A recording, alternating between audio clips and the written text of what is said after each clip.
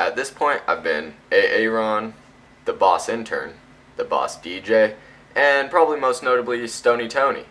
That's from KGRG on Ska Some Sundays, which was also heard on Bob Ska Radio and thirdwaveska.com, nwczradio.com on The Green Stream, and on KUGR Radio on Skagape, which is also syndicated on Racketeer Radio and Bob Ska Radio.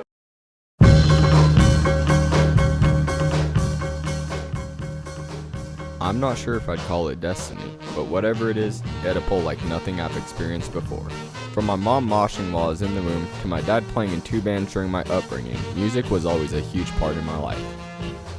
Growing up listening to punk rock put me in an odd place, as it was on its way out the door and making room for new overproduced garbage music that all sounded the same. I stood out just like the music I listened to.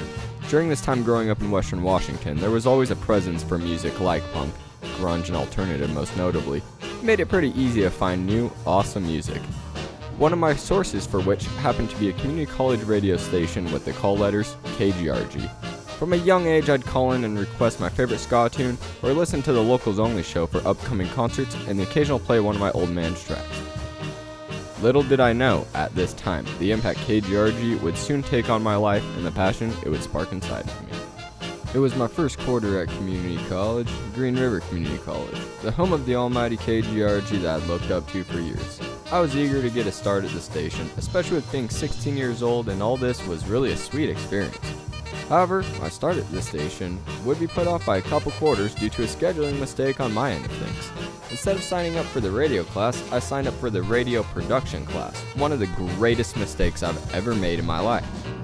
Walking into class on the first day was an odd experience to say the least. Got a class rundown, then the rundown on the instructor. The instructor was none other than Jim Campy Campman, a Seattle radio legend with a plethora of knowledge about radio and voice acting. On the first day, we learned about the mixing board we obtained from KZOK in Seattle and a little about the program we'd be working on. From that day, I would have never guessed the impact Campy would have on me. 1 quarter down, and already I was registered for advanced radio production and broadcast announcing. This Campy guy was teaching class like I had never seen and was giving us life lessons that would stay with us forever. After my first class, I won the Most Naturally Talented Award, an honor I will never forget. I remember Campy telling me that I have a national voice, and that I was lucky because trained voices would kill to sound like me. Coming from that guy, it meant more to me than I could ever describe.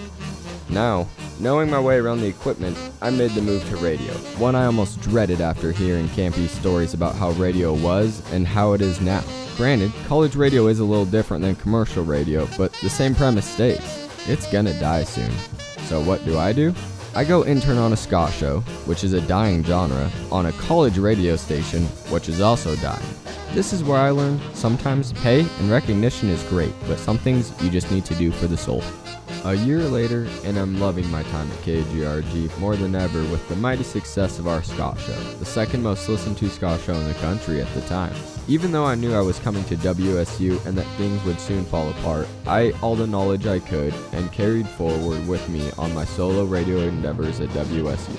Coming to school here showed me it really takes a special group of people to make college radio a success, and I'm beyond grateful I got to experience that before it's all over with.